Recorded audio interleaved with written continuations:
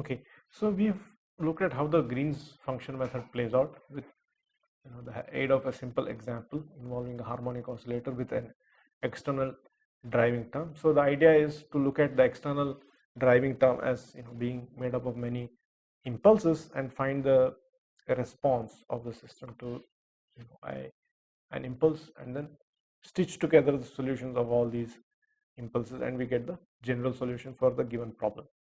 Right. So in this lecture, we will look at another application of the Green's function method, applied to a boundary value problem. Okay, so a boundary value problem is one where the boundary conditions are are given at the boundaries, right? So in an initial value problem, typically like a you're interested in some dynamics of some particle, so you specify its initial conditions, whether where is it at time t equal to 0, and what is its speed at time t equal to 0, and then how does it evolve as a function of time. But in a boundary value problem, so you may think of something like a stretched string. So you can say that at the ends the string is going to be fixed, so its displacement is 0 at the two ends of your string. Or you may have some in general, if you have a partial differential equation type setup, you may be interested in the temperature profile of some rod of iron, for example. You may specify its temperatures at the boundaries, and then you have to solve some partial differential equation to work out what its temperature profile is throughout the structure, right? So boundary value problems are an important class of problems, and so we will look at a one-dimensional version of it, right, where a rather simple problem, and where the Green's function provides a very nice way of solving this kind of a problem, right? So it illustrates what a boundary value problem will look like in 1D, but also tell us how to use the Green's function method to solve such a problem. So we consider this very simple problem. So we already looked at what happens to the harmonic oscillator, which it's like a forced harmonic oscillator, but here it makes more sense to think of this as like a stretched string which is attached at the two ends. So the two ends, we take it to be one at x equal to 0 and the other one is at x equal to pi by 2. Pi by 2 is just taken because you'll see that it will simplify the equation. You could have taken it to be at x equal to L, right? But you'll see that pi by 2 makes things look clean and neat. So at pi by 2 it's fixed, and at x equal to 0 it's fixed. And so you ask what happens to what is y as a function of x, given some arbitrary external force that we wish f of x. So in order to solve this, we look for a Green's function which satisfies not only the differential equation with an impulse being applied at x prime, right? I mean, clearly x prime must lie between 0 and pi by 2, right? So x prime, and also you must demand that this function, the Green's function g of 0 comma x prime is 0, and g of pi by 2 comma x prime is also 0. So but in general, you can provide your boundary conditions in many more more complicated ways. You can provide derivative information at the boundaries. You can provide a mixture. All kinds of situations come up, right? So but they all in fact can be tackled within the Green function approach. Whatever boundary condition you provide for your function itself will get transferred to the Green's function itself. So let's look at this concrete example, and when we see how this works out, we can use it to solve other kinds of other similar problems as well. So here is a picture which illustrates the situation that we are looking at. So there is a string which is 0 at x equal to 0 and at x equal to pi by 2, and so we imagine that there is this impulse function which is being provided at x equal to x prime. Everywhere else it's just there is some value of this function, right? It has to be evaluated, right? So the question is, what happens to this function if there is this under the action of this kind of an impulse, right? I mean, I've just exaggerated this, and it's a very sort of freehand drawing, so it's just a sketch of what the nature of this function might be. We will find out what it will be as we when we solve this problem, but this is that sort of schematic picture we want to keep in mind. Now, to find this Green's function, we first observe observe that for all x not equal to x prime, we just have to solve this differential equation, which is a very simple differential equation. We know how to solve this differential equation. We have solved it. Perhaps this is the first differential equation we all solved, right? Maybe in high school or something. This is a harmonic oscillator problem, and we know that the solution is just given in terms of sine x and cosine x. Right? An arbitrary combination of sine x and cosine x will be a solution to this differential equation. But now we also have this boundary condition which we have to take care of, and the boundary condition here is that at x equal to 0 your function must be 0, and at x equal to pi by 2 also your function must be 0. So in this case we choose sine x near the boundary where x equal to 0, and cos x near the boundary where x goes to pi by 2. So we say that from 0 less than x prime. So x prime is where the impulse is. From 0 to x prime, you take it to be a of x prime times sine of x, and from x prime all the way up to if x is greater than x prime, then you take this function to be b of x prime times cosine of x. Of course, x will go all the way up to pi by 2, and so we fix the constants using continuity arguments. So this function itself must be continuous. So the value of this function g of x comma x prime slightly to the left of x prime must be the same as the value of this function slightly to the right of x prime. But the derivative, it turns out, is not going to be continuous, right? So this is the kind of problem which you might have worked out in quantum mechanics when you looked at a delta function potential, the Schrodinger equation. If you're solving for the delta function potential, then you match you demand that your wave function is continuous, but it turns out that the derivative of this function will not be continuous, right? Because that's inherent in the differential equation itself. In fact, you can compute the precise amount by which there is a discontinuity, right? So in order to do that, we'll just go back to the differential equation itself. So this is the differential equation we have. So if you integrate from x prime x equal to x prime minus epsilon to x prime plus epsilon, so the first term will just become a first derivative, second derivative will become first derivative. Now it has to be evaluated between x prime minus epsilon to x prime plus epsilon, and then we have this integral of this function g of x comma x prime going from x prime minus epsilon to x prime plus epsilon, and then the right hand side is again this integral involving delta function. But the delta function integral will just give us 1, right? Because that's the property of the delta function, right? No matter how small this epsilon is. So we imagine epsilon being arbitrarily small. So in fact, the second term will go to 0, right? So this is an ordinary function. Only if you have a delta function will this kind of an integral yield a non-zero value. So the right hand side will become 1. The left hand side second term will actually vanish because we are envisaging a scenario where epsilon becomes arbitrarily small. And then the first term is actually what we are after. It's the magnitude of the jump in your first derivative. So the first derivative has a discontinuity at x prime, and the value of the amount of this discontinuity is exactly 1, right? So this is something that we have to put into our guess for g of x comma x prime, or rather when we want to evaluate the constants in our function or in our solution. So we have a of x prime times sine of x prime equal to b of x prime times cosine of x prime. This comes from the continuity of the function itself, so which comes from physical arguments. And the second condition is that the derivative of this function has this jump, so which means minus b of x prime times sine of x prime minus a of x prime times cosine of x prime. You can work this out, take this as your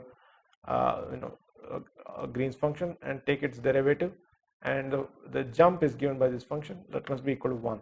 So we have two equations and two unknowns, so we can solve for both of them, and you can check that in fact a of x prime is nothing but minus cosine of x prime, and b of x prime is minus sine of x prime, right? This will work out for these two linear equations.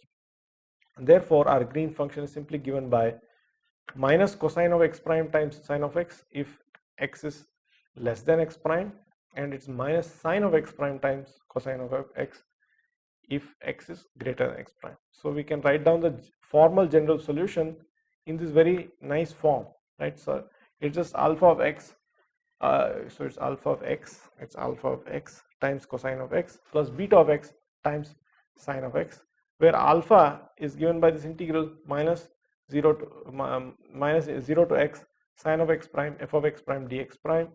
Beta is minus x to pi by 2 cosine of x prime f of x prime dx prime. Right? How do you get this? I mean, you just get it because you know you have to take this Green's function, multiply it by f of x prime and integrate over x prime, right? And then, but since this Green's function has these two parts, you have to integrate x prime separately. From 0 to x is 1 and then x to pi by 2 is the other, right? Both, when you work this out carefully, you get this kind of a solution. Y of x is equal to some alpha of x times cosine of x plus beta of x times sine of x. So this above is a very suggestive form, right? In fact, it's something that we have seen a while back, and so this is a comment I want to make, right? So this is the method of variation of parameters we discussed a while back. If you remember, we have this differential equation. We have this differential equation. So the method of variation of parameters tells us that you find the solution for just the homogeneous part. So in this case, the solution for the homogeneous part is just sine of x and cosine of x. So in general, the solution is c1 sine of x plus c2 cosine of x, right? So, but in fact, what we get in the end is the answer for the inhomogeneous equation is also just something of this kind, but these constants c1 and c2 have been elevated to functions alpha of x and beta of x, and we using the Green's function technique also we have managed to show that it's really the same form for this the solution for the differential equation, and then we have worked out this alpha of x in terms of some other physical arguments have gone into this, right? So in some sense the Green's function is a little more well motivated, but ultimately we recover the same solution which we have seen in the past. So in order to make this this connection even more concrete, it's useful to recall the method of variation of parameters.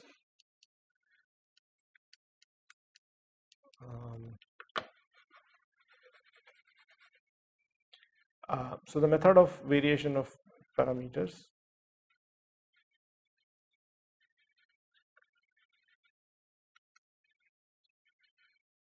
Okay, so yeah, so we have this connection to the method of variation of parameters. What is the method of variation of parameters? So we are given some differential equation. Let's look at a second order differential equation of this kind: d squared y by dx squared plus p of x dy by dx plus q of x y is equal to r of x, right?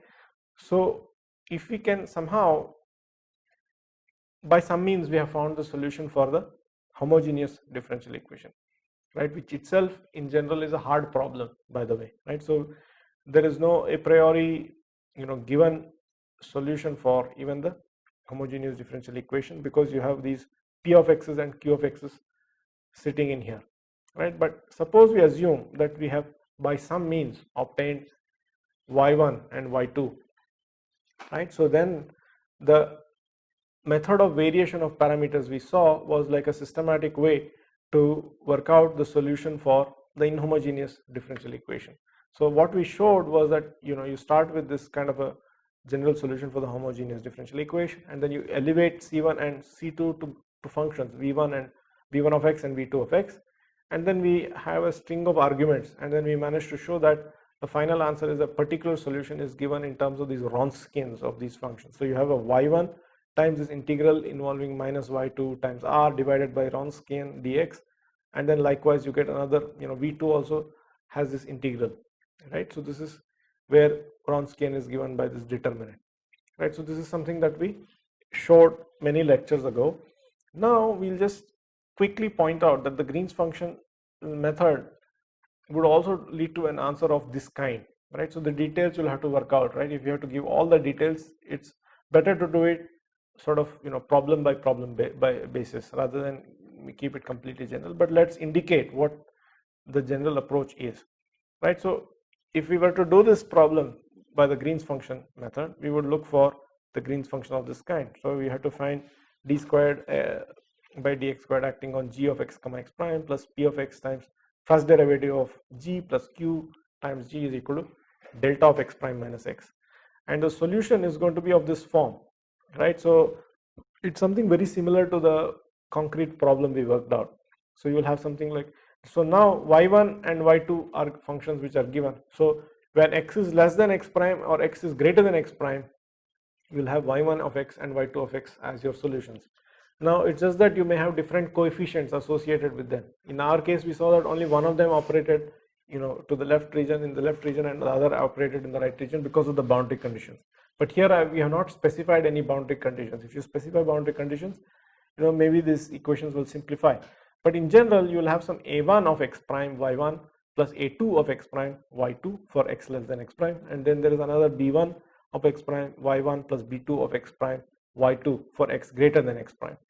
And therefore the full solution is going to be given by, this y of x is integral, so you have to take the response to the impulse and then multiply by r of x prime, which is the weight, and then integrate, right? So that's the philosophy of the Green's function.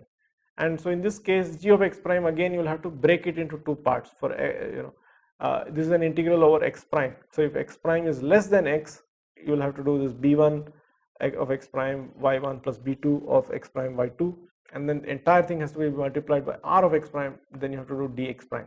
So I'm not providing the limits of this integration explicitly because all the boundary conditions have not been given. So basically you'll have an integral of this kind, and likewise you'll have another integral involving a1 of x prime y1 plus a2 of x prime times y2, the whole thing multiplied by r of x prime dx prime. So the full solution can be written as, exactly in the form that was given by, this method of variation of parameters. You'll have y of x is v1 of x times y1 plus v2 of x times y2, where v1 will be this integral a1 of x prime plus b1 of x prime, the whole thing multiplied by r of x prime dx.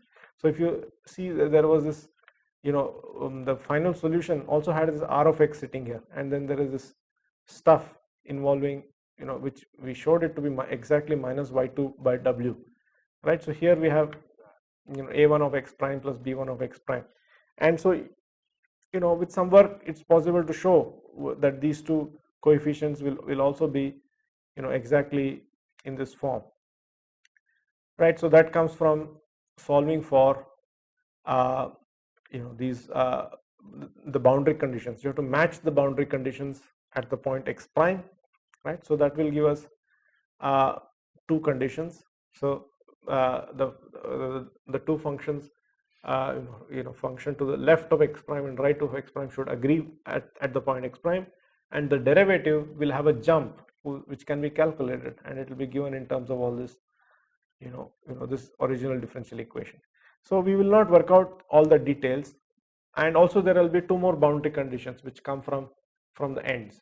So I'm just going to leave it at this and tell you that we have this, nice connection between the variation of parameters method, which would seem like a heuristic approach, but which which works in the end, right? As long as you find a particular solution, which is it doesn't matter by what means you do. We know that the theory tells us that's the correct solution.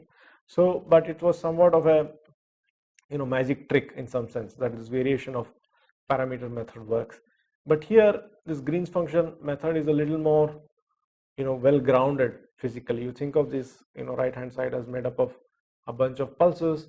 You find the response to an impulse, and then you stitch together solutions of all of these and then compute the final answer. But it turns out that the final answer has exactly this form. It's y of x times is equal to v1 of x times y1 plus v2 of x times y2 of x, and then we have seen that in fact those v1 and v2 can also be worked out, and you can write it in terms of minus y2 divided by w times r of x dx integral, right? So here we have r of x prime dx prime is there, but you can also show that this a1 plus b1 will be of that precise form, which we will not explicitly do.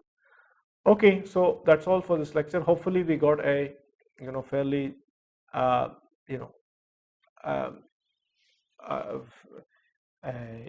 bird's eye view of what the Green's function method is. with the aid of these concrete examples, we have also seen how not only um, the theory of it, but we have also seen how to actually apply it practically to in a couple of examples. And that's all for this lecture.